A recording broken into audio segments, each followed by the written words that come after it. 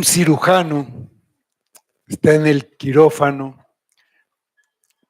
va a hacer una operación de corazón abierto y tiene a su lado una persona que le da los instrumentos, se llama instrumentista. Y por alguna razón, alguno de estos instrumentos cae al suelo. A suponer que sea el bisturí. Pues no lo recogen y como si nada hubiera pasado. Ese bisturí está contaminado. No puede ser usado ya en esa operación. Para que vuelva a ser usado tiene que pues, pasar por un proceso de esterilización, de desinfección completa. Si se cae una gasa, pues esa gasa a la basura. Es más complicado esterilizarla que desecharla. Entonces, esto pasa también en la iglesia. Vamos a 2 de Timoteo, capítulo 2, versículos 20 a 26.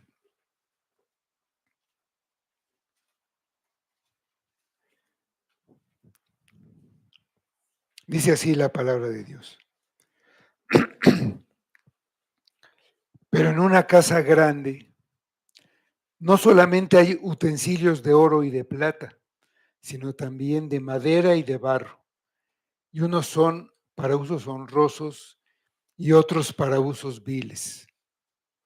Así que si alguno se limpia de estas cosas, será instrumento para honra, santificado, útil al Señor y dispuesto para toda buena obra.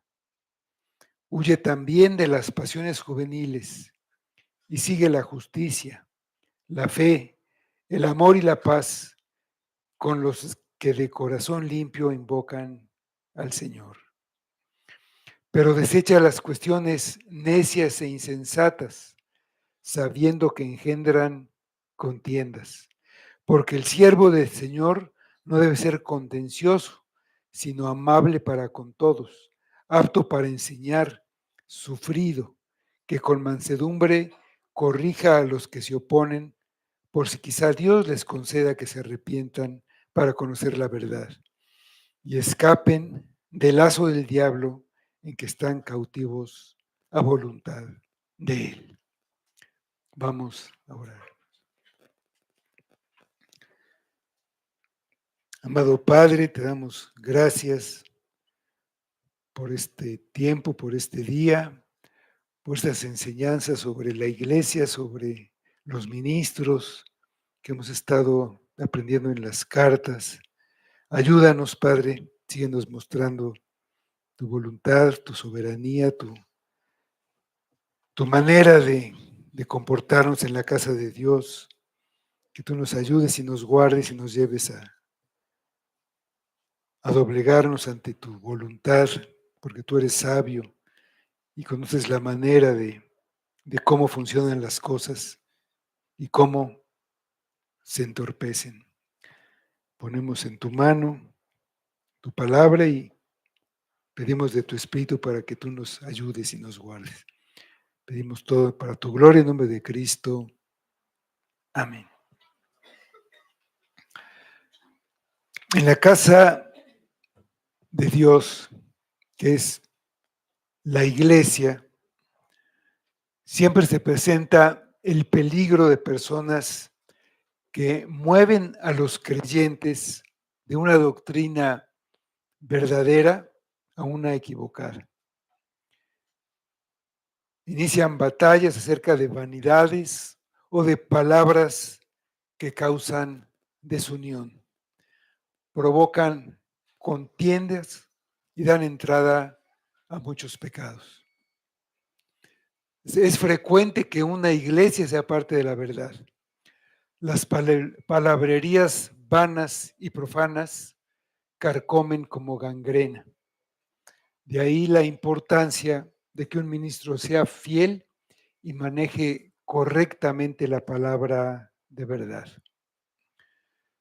Aunque hay quienes se desvían de la verdad, el fundamento de Dios, el fundamento sobre el que Dios construye su iglesia, es un fundamento totalmente sólido y está firme, porque la piedra que sostiene todo el edificio es Cristo. Dice Efesios 2:20. Edificados sobre el fundamento de los apóstoles y profetas, siendo la principal piedra del ángulo Jesucristo mismo. La verdad de Dios permanece segura y a salvo de los que se desvían de la verdad y trastornan la fe de algunos. La esperanza de los creyentes de que no se va a perder la verdad está en el carácter de Dios, y la confianza depende o descansa de la promesa de Dios, que dice: la iglesia va a prevalecer contra todos y a pesar de todo. La iglesia verdadera tiene un sello con dos inscripciones que indican que esa iglesia pertenece a Dios. Dios el Padre la protege para que ninguno de los que están ahí se pierda. Los conoció desde la eternidad como suyos. Son del Hijo porque le fueron dados por el Padre. Y además, Él los compró y los redimió con su sangre. Y el Espíritu Santo certifica que efectivamente son hijos de Dios. Dice Romanos 8:16, que dice: el Espíritu mismo da testimonio a nuestro espíritu de que somos hijos de Dios. Por eso, la primera inscripción en el sello corresponde totalmente a la Trinidad, y es esa que dice: el Señor conoce a los que son suyos. La segunda inscripción corresponde a esos que el Padre eligió en Cristo. Son las acciones y decisiones que toman los elegidos en su andar por este mundo. Y es: apártese de iniquidad todo aquel que invoca el nombre de Cristo. Las dos inscripciones necesariamente van juntas y dependen la una de la otra. El Señor dirá a los impíos que nunca se apartaron de la iniquidad: nunca os conocí, apartaos de mí, hacedores de maldad. Son como las dos inscripciones que hay en una moneda. Si vemos una moneda, por un lado está el escudo nacional y por el otro está el monto, el valor que tiene esa moneda. Si falta una de las dos inscripciones, podemos decir que esa moneda es falsa. Así, un creyente verdadero que es elegido desde la eternidad es lo primero, y el segundo sello es que busca la santidad apartándose conscientemente de la iniquidad. Tiene las dos inscripciones que confirman el sello de Dios sobre él, y ese sello lo identifica como el pueblo de Dios que está a salvo de su ira. Entonces hay distintos instrumentos, dice el versículo 20. Pero en una casa grande no solamente hay utensilios de oro y de plata, sino también de madera y de barro. Y unos son para usos honrosos y otros para usos viles. Pablo sigue usando la imagen de un edificio, de una casa, de una edificación. La iglesia es esa casa grande que tiene ese fundamento firme. Y en una casa grande hay utensilios de toda clase y de toda variedad. Hay muebles, hay adornos, o cualquier cosa que está ahí dentro de la casa. Los utensilios de oro o plata se usan solo para fines honrosos y en ocasiones especiales. No se usaría una copa de plata para sacar agua de un pozo, ni se usaría una charola de oro para sacar harina de un costal. Para esos usos hay utensilios de otro material, de barro o de madera, que son apropiados para ese uso. Los artículos de oro o plata adornan y se usan por su belleza y valor. Traen honor al dueño de la casa. Los utensilios de madera y de barro también están en la casa. Son de menor valor y se rompen fácilmente y a nadie le importa, no le preocupa si se daña, como por ejemplo un vaso de barro. Estos instrumentos son usados para usos como para llevar agua, se usan como un basurero para poner ahí los desechos, eh, son como una escoba, un trapeador, son artículos que se usan para hacer algo, para la limpieza, y por lo general no se muestran en público, no se presumen de ellos, no tienen nada de atractivo, son utensilios para usos viles, vasos de deshonra. En nuestra casa nosotros podemos distinguir, si a simple vista, cuál utensilio es apropiado para lo que necesitamos en ese momento. Pero en la casa de Dios es diferente. Dios conoce a los que son suyos porque tienen su sello. Pero la iglesia visible, que es la que nosotros podemos ver, la que se reúne los domingos, existen creyentes verdaderos y fieles que el Señor usa libremente, que serían comparables a un instrumento de oro. Pablo es llamado un instrumento escogido por el Señor en el libro de Hechos. Hay otros menos fieles, pero también útiles, comparables a instrumentos de plata. Y existen otros que aunque están en la iglesia, son impostores y son usados para usos viles, para usos comunes o incluso para los fines más bajos, como serían Himeneo y Fileto.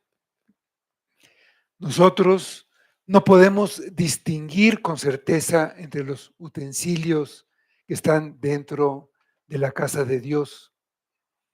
Y Pablo nos advierte que no todos los que están en la iglesia pertenecen a Dios. No todos están en la iglesia con motivos puros.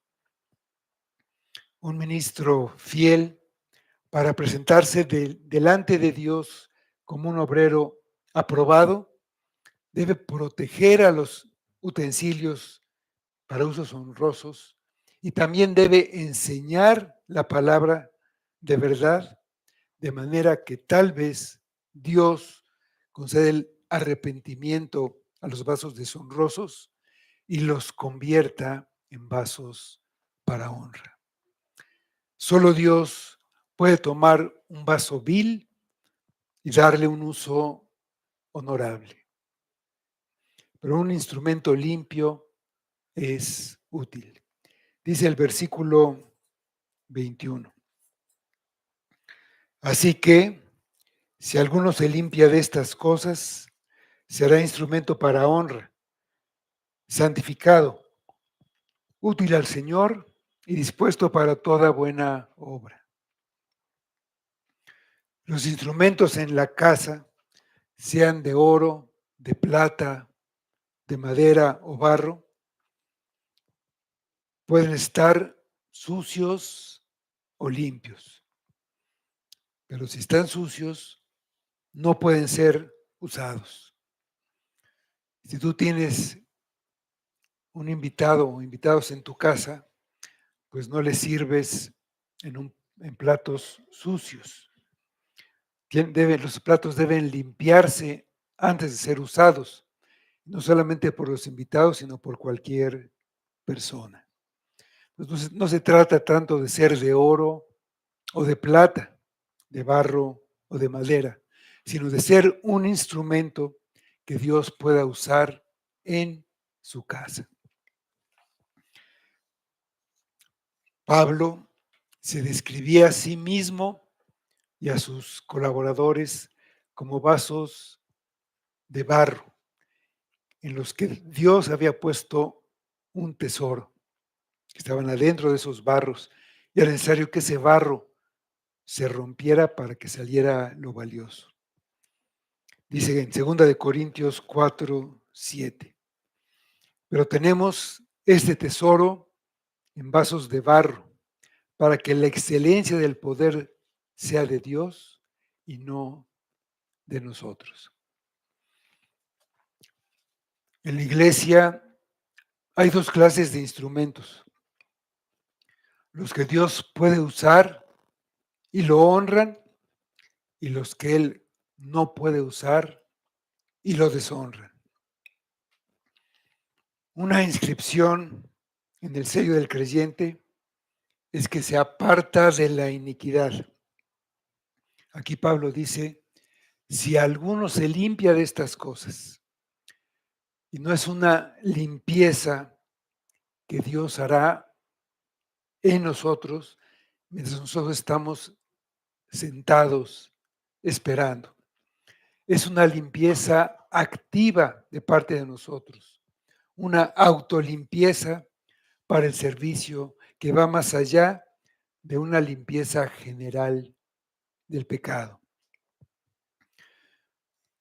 Hay una limpieza que recibimos de parte de Dios cuando creemos y confiamos en Cristo y en la obra de salvación que hizo por nosotros, con un arrepentimiento verdadero. Y eso se describe en la primera carta de Juan 1:9, y dice, si confesamos nuestros pecados, Él es fiel y justo para perdonar nuestros pecados y limpiarnos de toda maldad. Si confesamos, Él nos limpia. Pero hay otro aspecto de la limpieza que nos corresponde a nosotros, y es con la ayuda del Espíritu Santo, pero requiere de nuestra voluntad y esfuerzo. Es el proceso de santificación progresiva en nuestra vida terrenal. En el momento de la conversión, una persona es limpiada de sus pecados e inicia la santificación personal, que es su responsabilidad. Este aspecto de la limpieza está conectado con la utilidad personal para el servicio y cercanía con Dios. Hay muchos cristianos que están en la bodega de los trebejos, de las cosas inútiles, y lo único para lo que sirven es para traer deshonra al Señor de la casa, a Jesucristo. Si alguno se limpia de estas cosas, Dios lo apartará para utilizarlo. Será un instrumento santificado, útil al Señor, utilizable para el amo de la casa, dispuesto para toda buena obra. No hay mayor honra que ser un instrumento útil en la mano de Cristo, estar a su disposición para lo que Él quiera y dispuesto para cada ocasión que requiera nuestro servicio. Hay una condición: que los vasos que Él utilice estén limpios.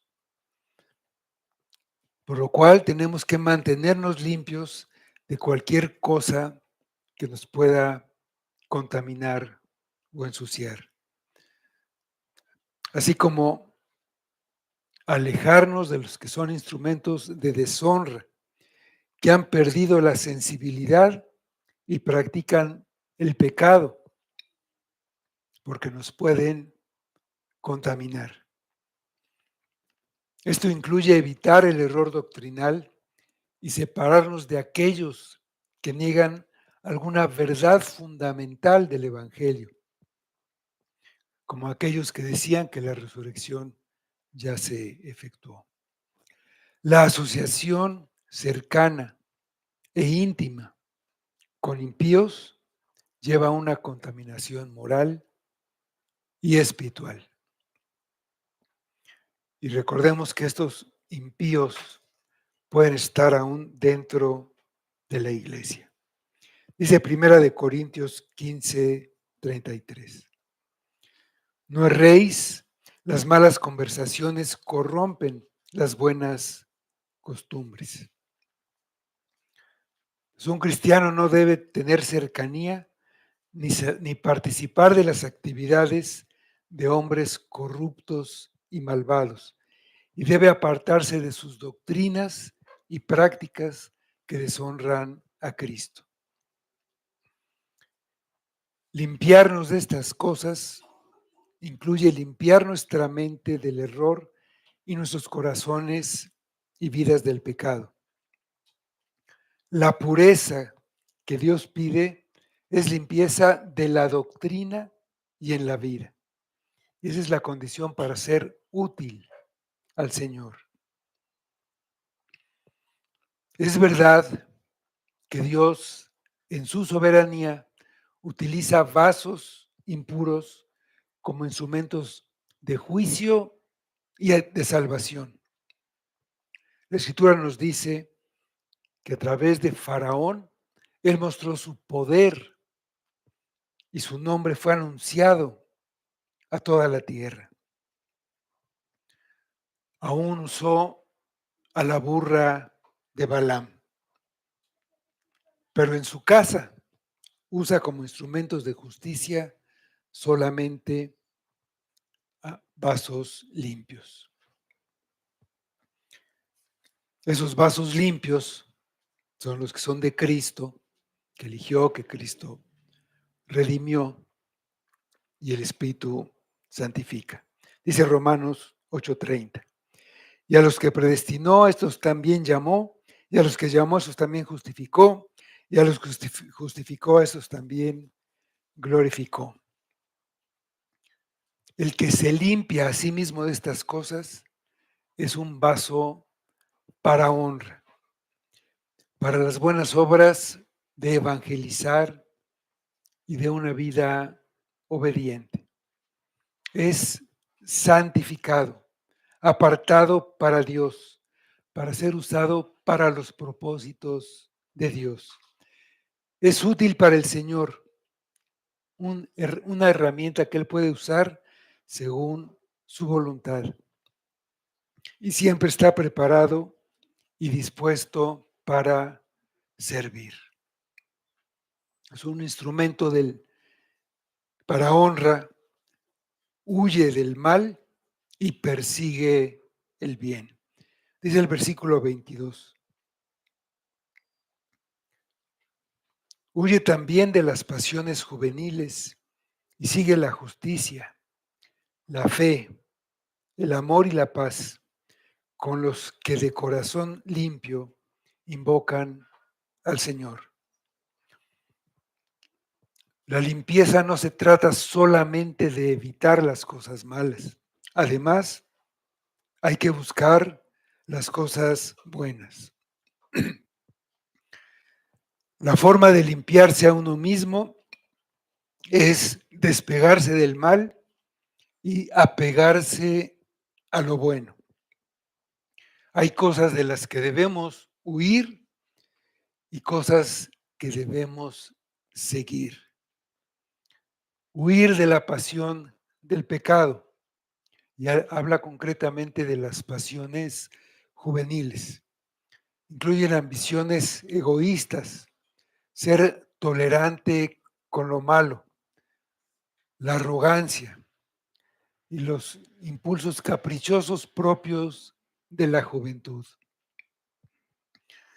Pero lo que caracteriza a las pasiones juveniles es el ansia por la satisfacción de los apetitos físicos, dejarse dominar por el placer y la diversión, el deseo de poder, de poder terrenal, de la pasión incontrolada por ser el número uno, el deseo de ser dominante, el enojo, carácter que se impone, muchas veces es parte de esto. Todo esto resulta en peleas, el deseo de posesiones terrenales, un anhelo incontrolado por posesiones materiales y de la gloria que acompaña tener, pues, tener esas posesiones. Estas son las mismas pasiones sobre las que Cristo venció en su tentación en el desierto. Son las mismas cosas de las que debemos huir. Por otro lado, se debe seguir 4 aspectos bien definidos. La justicia. La justicia describe el carácter justo de Dios, que envió a su Hijo para pagar por nuestros pecados, porque nosotros somos culpables. Pagó muriendo en una cruz, pagando, resucitando, para poder perdonarnos y seguir al mismo tiempo, perdonarnos y ser justo. Entonces, seguir la justicia es seguir el Evangelio. La fe, que es la confianza en Dios y en su palabra. También hay que seguir el amor y la paz, que son otras características del Dios Trino. Y todo esto debe hacerse en compañía de aquellos que con amor limpio invocan el nombre del Señor. Los que comparten con Timoteo esa hambre por Dios. Entonces, el apóstol presenta un doble aspecto de cómo el cristiano debe huir del pecado y seguir la santidad. La palabra huir significa buscar la seguridad por medio de la huida. Es usada muchas veces en el Nuevo Testamento. Es una forma figurada que explica la huida espiritual. Hacia los pecadores se les exhorta a huir de la ira venidera.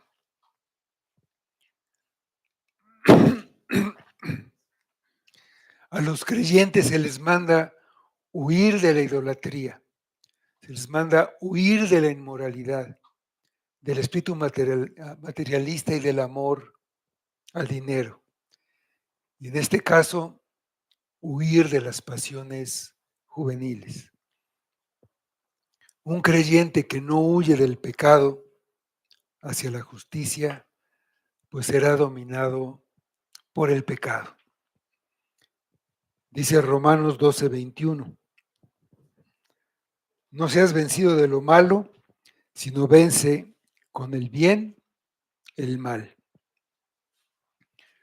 El pecado es algo peligroso para el alma. No podemos entretenernos con él, no podemos negociar con él, ni siquiera estar en su presencia, sino huir. No debes hacer lo que hizo Lot en Sodoma.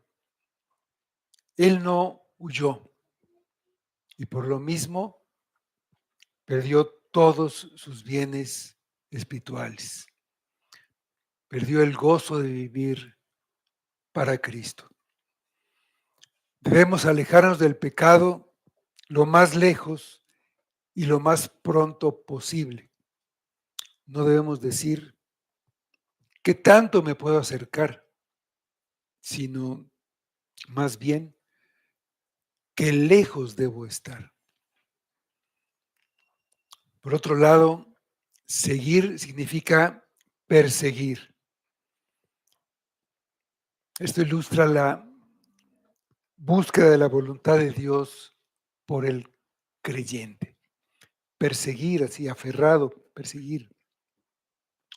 Dios pide que el creyente persiga con intensidad la santidad. Dice Hebreos 12:14. Seguid la paz con todos y la santidad, sin la cual nadie verá al Señor. Regresando a nuestro pasaje en el versículo 23, pero desecha las cuestiones necias e insensatas, sabiendo que engendran contiendas. Pablo insiste en la advertencia de no dejarse envolver en razonamientos necios e ignorantes que promueven los que se desvían de la verdad. Las describe como cuestiones necias e insensatas. Dar credibilidad a enseñanzas falsas es ser ignorante, indocto, literalmente sin instrucción.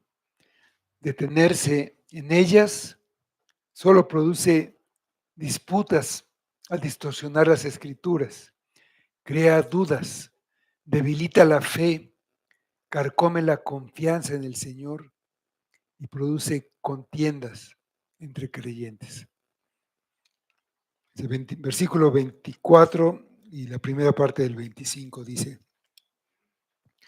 porque el siervo del Señor no debe ser contencioso, sino amable para con todos, apto para enseñar, sufrido, que con mansedumbre corrija a los que se oponen.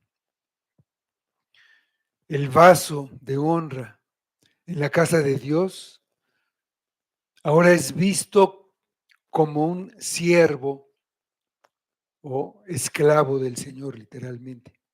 Como Pablo dice, el siervo del Señor vivirá en un ambiente difícil, estará rodeado del peligro de debates, de palabras y de profanas palabrerías, y debe evitar enredarse en batallas inútiles que solo causan problemas en la iglesia. No significa que se prohíbe todo tipo de controversia, pues el mismo apóstol resistió cara a cara a Pedro.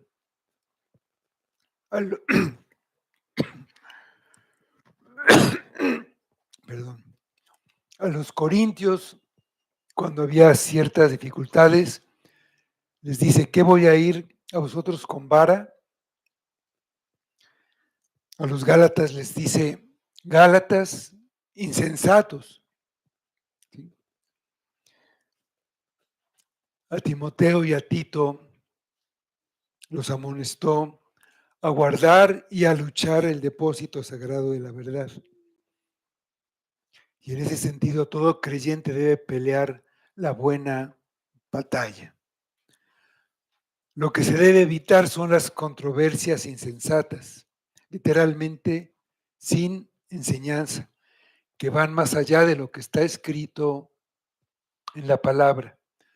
Porque muchas veces hay discusiones sobre cosas que ni siquiera están en la Biblia, cosas insensatas que se ponen a discutir los creyentes, como cuántos alfileres o cuántos ángeles caben en la cabeza de un alfiler.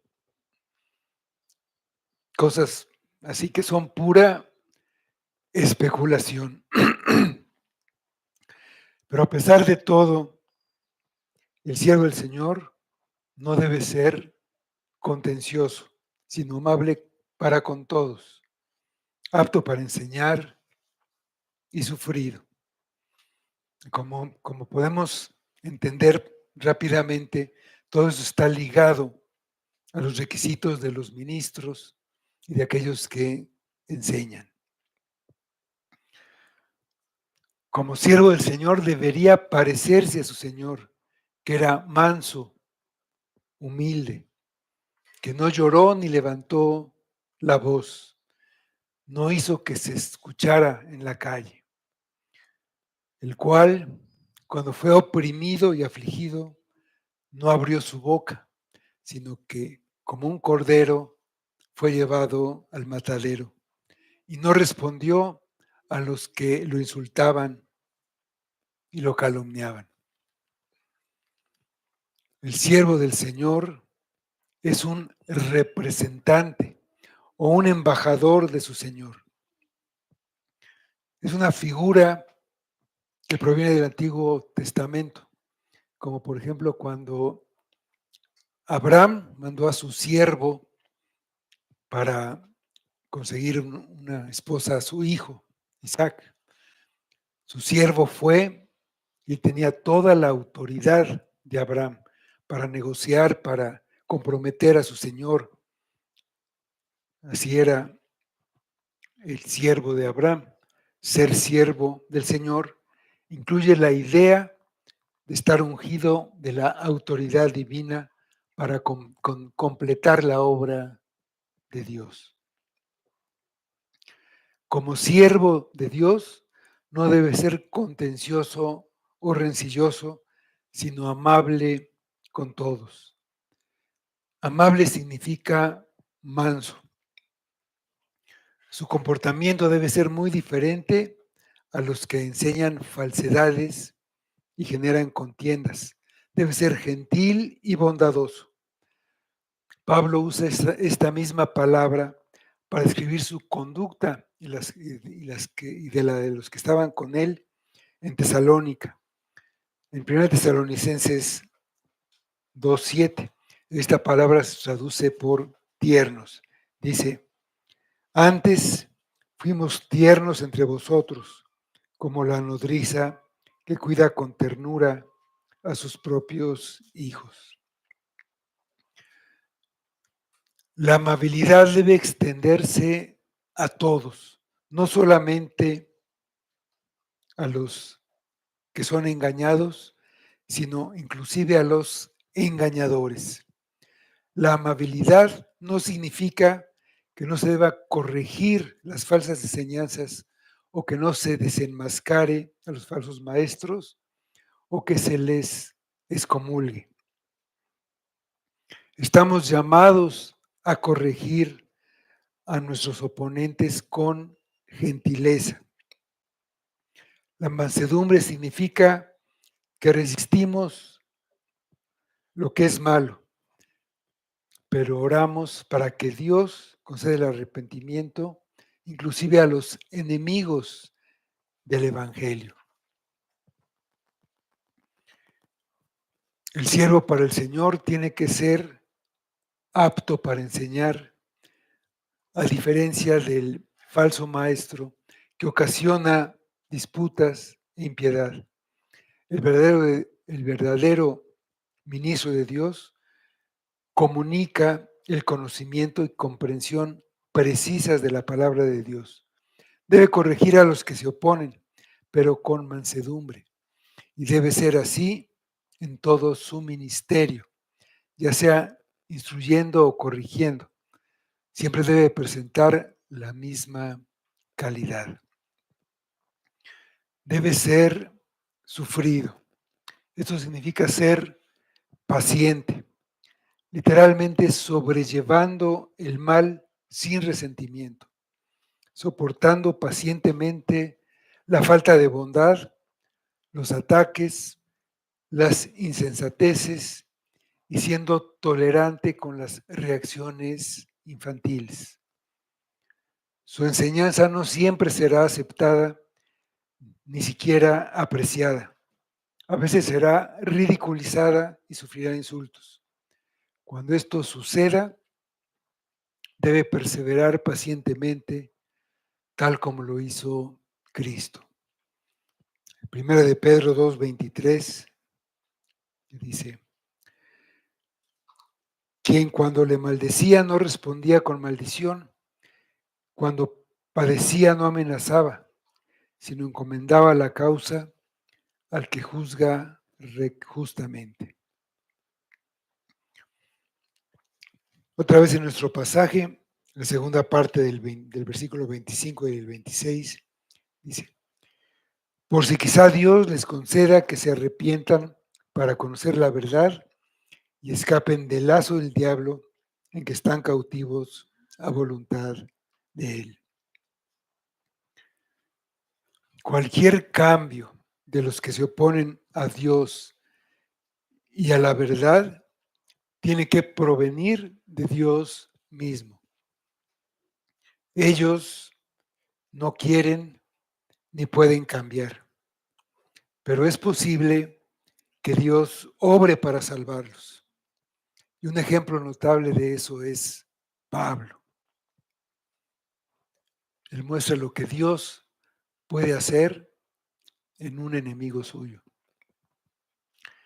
La enseñanza correctiva tiene como objetivo ser el medio por el cual Dios les conceda el arrepentimiento, porque sabemos que servimos a un Dios de gracia y misericordia.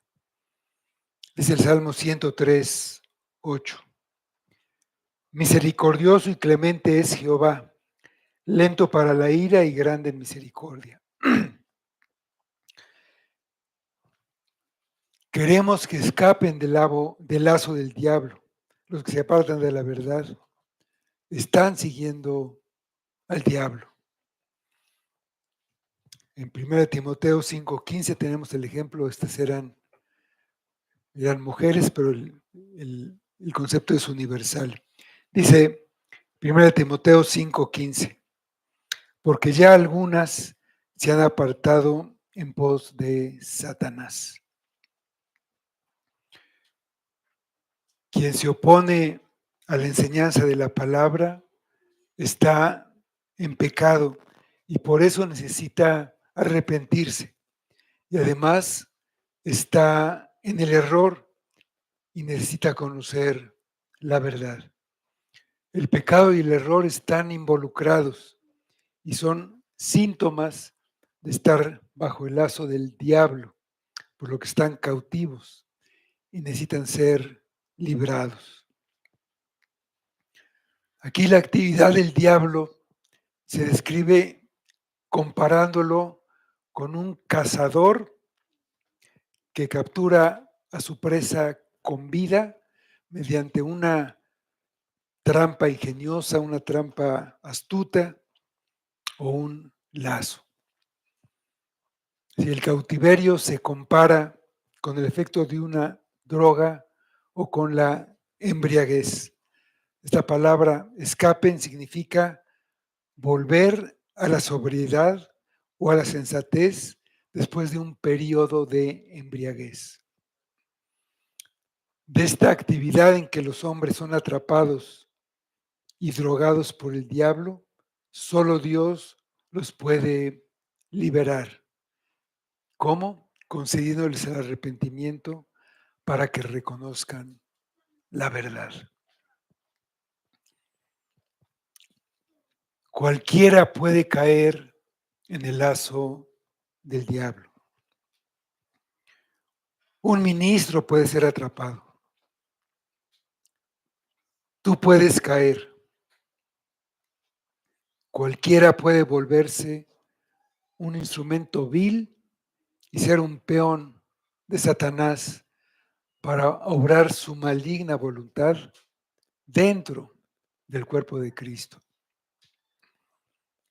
Este es el fin trágico del pecado.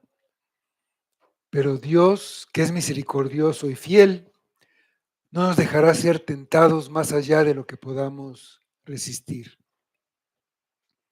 Así que límpiate de estas cosas para que seas un instrumento para honra, santificado, útil al Señor y dispuesto para toda buena obra.